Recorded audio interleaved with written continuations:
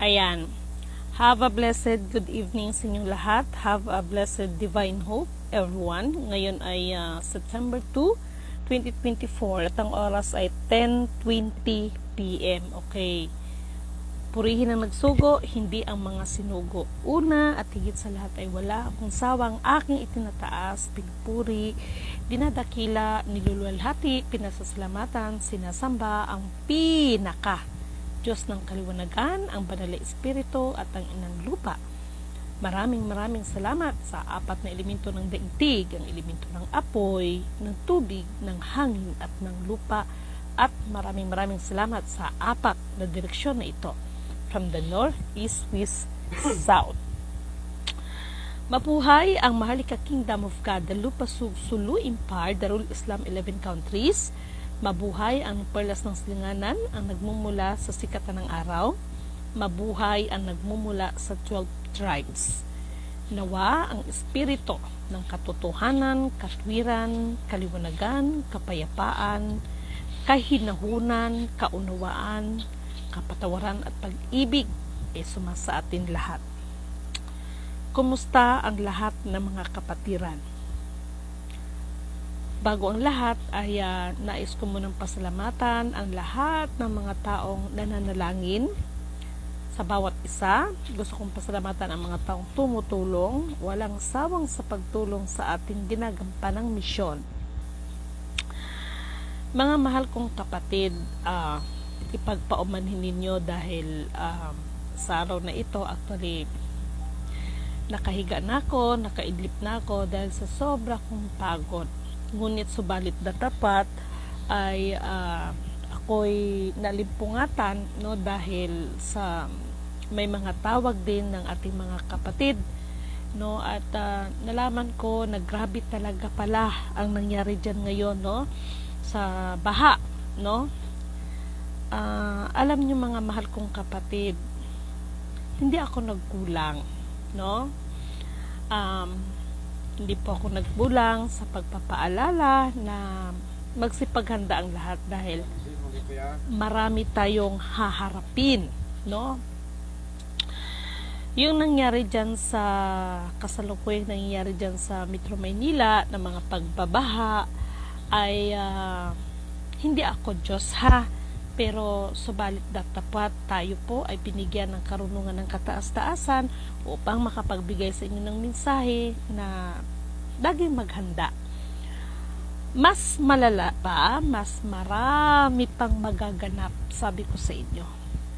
Kaliwat kanan ng mga kaguluhan, no? But huwag kayong mawala ng pag-asa dahil sa kabila, no, ito kasi mga nangyaring kaguluhan ay tanda ito na maghahari ang ating Panginoon sa atin at lahat ay padadapain, no? Lalo na yung mga nagsasalitang ako ay si ako ay si ako nga. Lahat ay mapapahiya, lahat ay luluhod sa nag-iisang Alpha Power Omega, no? Lahat ang kanilang sasambitin ay ikaw na nga, siya na nga, no? Purihin ang nagsugo, hindi ang mga sinugo. Nagpapasalamat ako dahil kanina naging maayos naman po yung lakad at ayos din pa lahat, no? Medyo nalungkot ako, hindi medyo, na talagang nalungkot ako sa nakita ko that yung Metro Manila ngayon, grabe naman ang pagbaha, no? Grabe ang pagbaha dyan. So pagod na kasi din si Master at medyo na rin talaga, medyo pagod talaga mga mahal kong kapatid. Kinakaya. Ako, sinabi ko naman sa inyo na ang tao, kahit anong tapang, gaano man siya katapang, may mga bagay pa rin siyang, meron siyang kahinaan, no? Sa misyon na ginagampanan, sa sobrang pagod, sa totoo lang, minsan tutulo na lang yung luha mo sa sobrang pagod, no? Pero dahil nandyan kayo, no, at higit sa lahat, ang pinaka-Diyos ng kaliwanagan ang nagbibigay ng nagbibigay ng kalakasang physical, mental, spiritual. Nagpapasalamat din po ako sa inyong lahat dahil nandyan kayo na isa sa mga dahilan, pangalawa sa dahilan ng inspirasyon para pag-igihan, pagbutihan, pagsisikapan ang mga bagay-bagay, no? Lagi niyong tandaan na lahat ng pinili ay pipiliin pa at lahat ng sinala ay susulain pa. Direct to the point, kung tungkol naman sa mga kabangkuhan, liliwanagin ko lang ha, baka naman mamaya palalabasin niyo naman na ako ang nagsabi. Gusto ko lang magkakaliwanagan tayo. Ako po si Lidimin Canuto.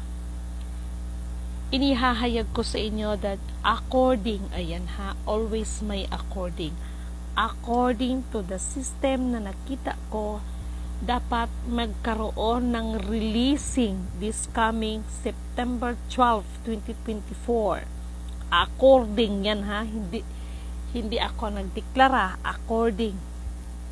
Releasing po ito sa may kinalaman ito sa mga nakaprogram na mga accounts, mga global asset, no? Actually po, meron pong releasing dapat nung July 7, 2024, ito lang July 7, 2024, kaya lang walang nag-approve. And then, itong September 12, kung walang mag-approve dyan, ay next year na naman ulit, no? Kasi magkakaroon sila ng inventory. So, dalangin ko, no? To make the story short,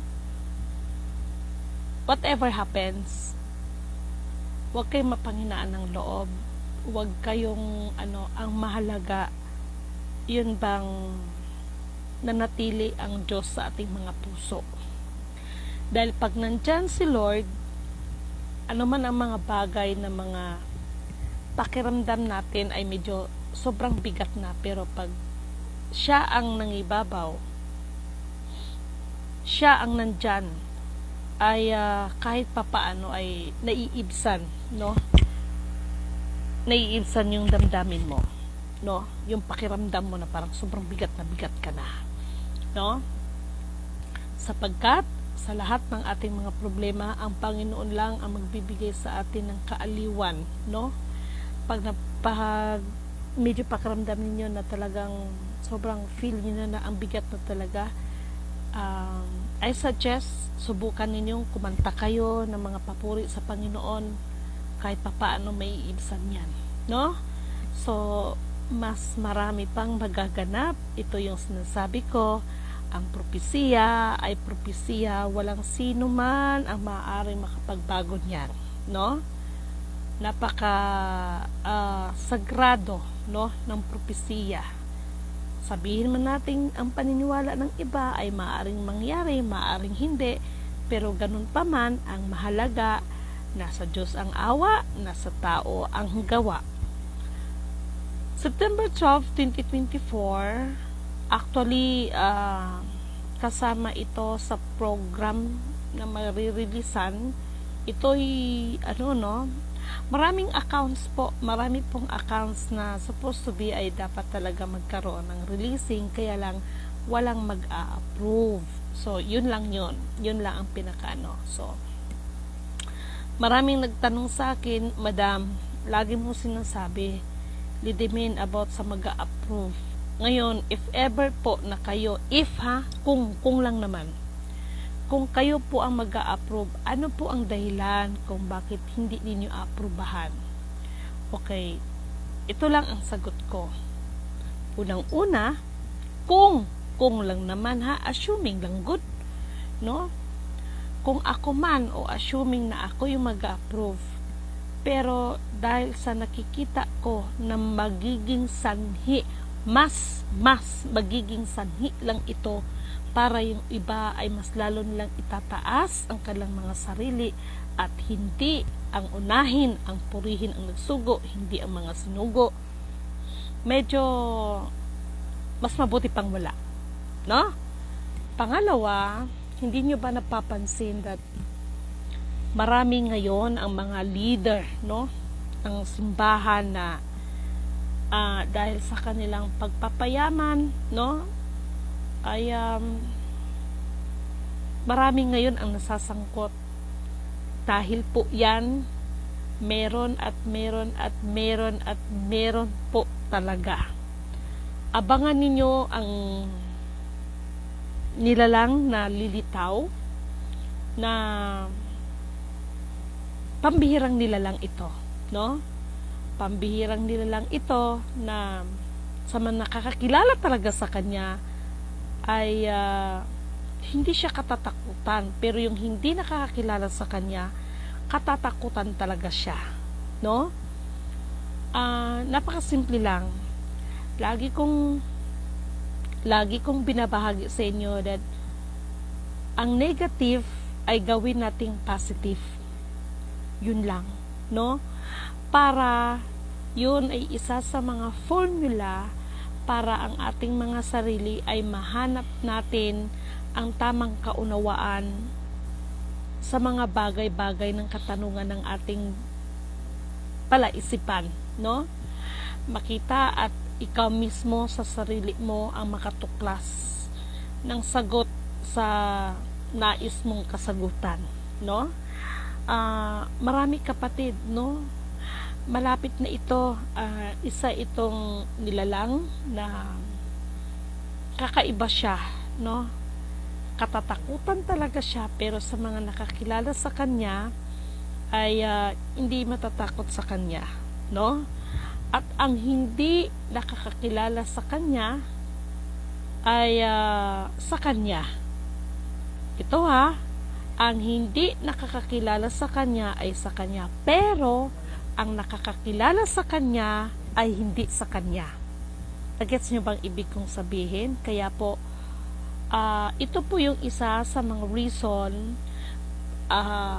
bakit po marami ngayong mga nasasangkot na mga leader ng simbahan, no, na nasasangkot sila sa mga iskandalo.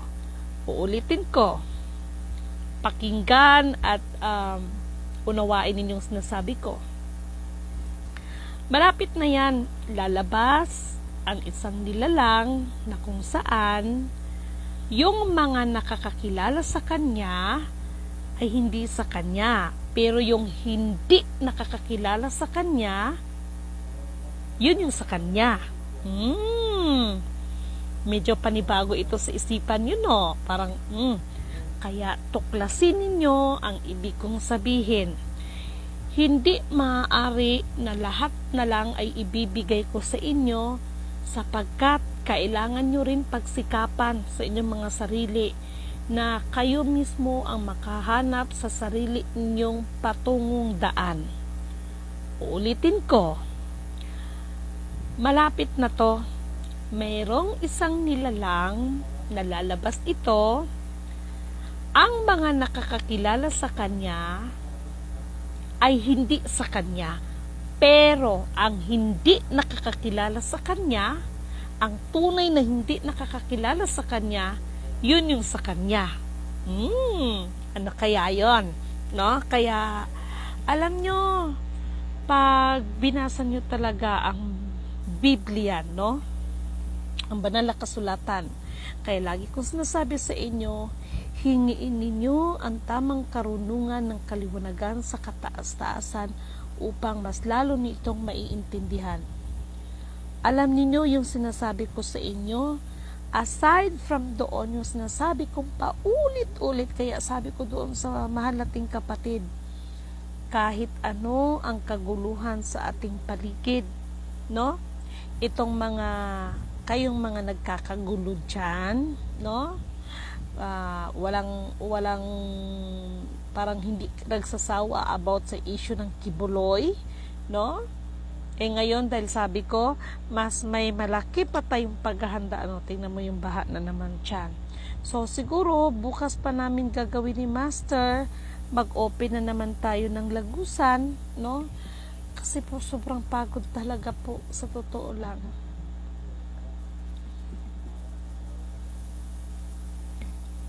Kanina, maraming nagsasabi, no, ay hindi ko alam kung nakikita ninyo sa screen ninyo, Yung sinasabi nila, akala nila, ito. Yan. Kung napapansin ninyo, ayan, sa gitna. Doon ko alam kung napapansin niyo yan, no? So, mayroong nagtanong yan, no? Awan ko, kung nakikita niyo dyan, ayan. Same with our brother and sister, no? Sa ating isang kapatid. So, paghandaan niyo yan, ha? Paghandaan niyo yan, yung sinasabi ko sa inyo. No? Kasi yung si Anaconda, yung sinasabi ko rin sa inyong dragon, no? Nahahaon galing sa kailaliman ng tubig, ay scientist na nagsabi, ha? Nakikita na nila yan. Palabas na rin yan. Pero, aside from that, ito yon. Alam nyo ba na sa lahat ng mga kaguluhan, kaliwat kanan, from the north, east, west, south, no? Alam nyo ba na bukod sa dragon na yan, meron at merong lalabas na nilalang? Ito, alamin ninyo ito kung sino to. Kailangan malaman ninyo ito. Kailangan makilala ninyo siya. Kasi, ang hindi nakakakilala sa kanya ay sa kanya. Pero, ngunit, subalit, tatapwat, ang tunay na nakakakilala sa kanya ay, tama ba? Ang nakakakilala sa kanya ay para sa kanyang ama. Pero, ang hindi nakakakilala sa kanya ay para sa kanya. Sino kaya to?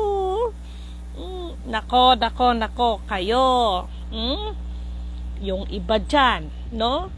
Ang gagaling ninyong magsalita about sa God, sa Bible, pero katulad ito mga bagay na ito, takot kayong ihayag dahil ayaw ninyong mawala ng miyembro at yung iba ay, sorry for my words, most of them, religion is just like a business. No? Uulitin ko. Ang religion ay parang isang business lang yan. No? Kaya yung iba, hindi mabigkas-bigkas sa kanilang mga bunganga yung pinakakatotohanan dahil takot silang mawalan ng miyembro.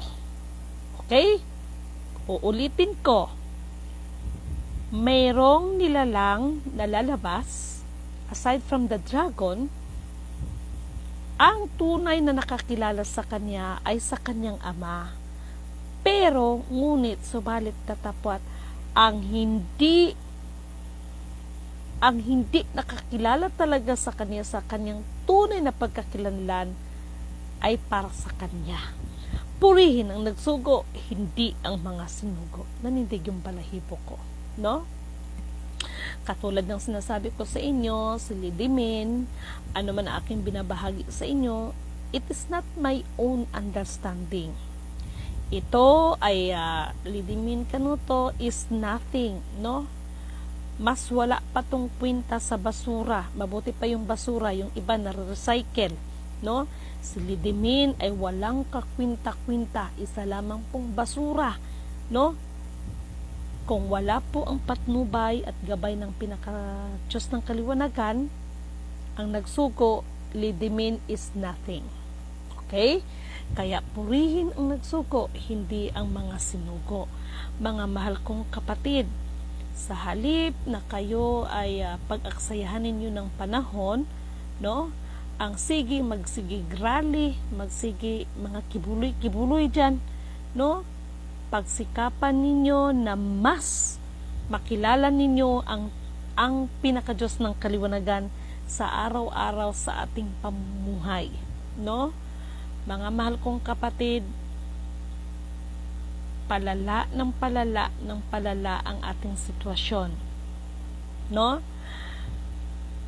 Ako po ito, si Lidimin Canuto, nagsasabi sa inyo, no? Hanggang September 12 lang po, 2024, ang nakaschedule for releasing. September, October, ano bang sinasabi ko sa inyo? Mas malaki pa ang kaharapin dahil sa energy, magkakaroon tayo ng problema. September hanggang September 12, October, November, December, kasi po mag-i-inventory na rin po ang mga yan, kaya wala pong release. No, September 12, no, September 12, no? According hindi ako ang nagsabi na mag-release ako ng mga kapirahan, liliwanagin ko lang, no? Kaya mga mahal kong kapatid, nandito lang ako hanggat kaya ko para sa planeta ninyo, para sa mundo ng mga tao. Nandito lang ako, no? Hanggat kaya ko pa, no? Hanggat kaya ko pa. Nandito lang ako para sa inyo. Okay? So, natatawa na lang ako sa usapan namin ng isa nating mahal na kapatid. Alam nyo kung bakit? Isa lang naman ang sinabi ko magsawa din ang mga tao. Mapapagod din ang mga tao. Hahanapin at hahanapin at hahanapin at hahanapin nyo rin ang buong katotohanan, no?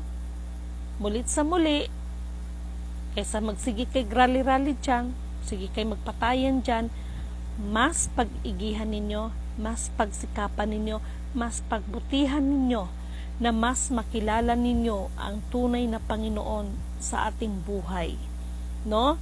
Kasi lahat ng mga bagay sa bundong ito is mga palamuti lamang. Ang tunay na kayamanan ay hindi nabubulok. Ang tunay na kayamanan ay hindi nagbibigay sa atin ng pagkaligalig. Ang tunay na kayamanan, yun ang buhay na walang hanggan. Kaya mga mahal kong kapatid, isang mapagpalang magandang gabi po sa inyong lahat. Huwag kayong magsawa sa paggawa ng mabuti sa inyong kapwa. Huwag kayong maghiganti sa inyong kapwa. Pagkos ipanalangin ninyo, bagamat sinasabi ni Lidimin Canuto, malapit na ang araw ng kaarawan. Lidimin Canuto, ako na po ang nagsasabi sa inyo. Kaya sabi ko sa inyo, nawa makilala nyo rin ako, no? Hindi nyo rin ako huhusgahan pagdating ng araw. Dahil ako po ang pinakamasamang nilalang na nakilala ninyo. Hindi dahil sa tayo ay mga pinantao, mang-apak ng tao, kung hindi, kung ano ang inutos, kung ano ang gisugo, kumbaga sa Bisaya, walang dagdag, walang labis, walang kulang. Walang kapatid-kapatid, walang kadugo sa kadugo, kaya ako na ang pinaka masamang nilalang. Malapit na po yan. Purihin ang nagsugo, hindi ang mga sinugo. Lagi kayong manalangin, huwag kayong mawala ng pag-asa, no? Kahit yung mga nangangaway sa inyo, ipanalangin ninyo, no? Kahit itong gobyerno ng tao, itong pamahalaan natin, anuman ang mga kapintasan, anuman ang lahat ng mga kapintasan ang nakikita ninyo, panalangin ninyo, no? Walang imposible sa kataas-taasan. Ang nais nilang makita sa atin, kababaan ng loob, ang pagsuko sa lahat ng bagay sa Kanya. Nothing else. Pinakahigit sa lahat, ang matakot ka sa Kanya. Book of mga ngaral, nandyan po yan, no? Kaya mga mahal kong kapatid, isang mapagpalang magandang gabi po sa inyong lahat. Pero, ngunit, subalit, datapwat, may inihanda po kami para sa ating mga kapatid. Kakausap lang namin ni kapatid na Sultan, Hajula Amil Hasan, sa buo niyang family, no? Pati yung kapatid niyang imam, kakausap lang po namin, kaya higit sa lahat, Kailangan ang panukala ng kataas-taasan ang masunod at hindi ang mga sarili. Kaya mahal na kapatid na Sultan Hajula Amilasan, maraming salamat po sa buo mong family. Thank you so much, no? Alam ko, batid ko, no? Kasi wala kasing masamang nagtatakumpay sa mundong ibabaw na ito, kaya nga nagpaiwan mo na ako dito sa mundo ng mga tao, kahit magulo.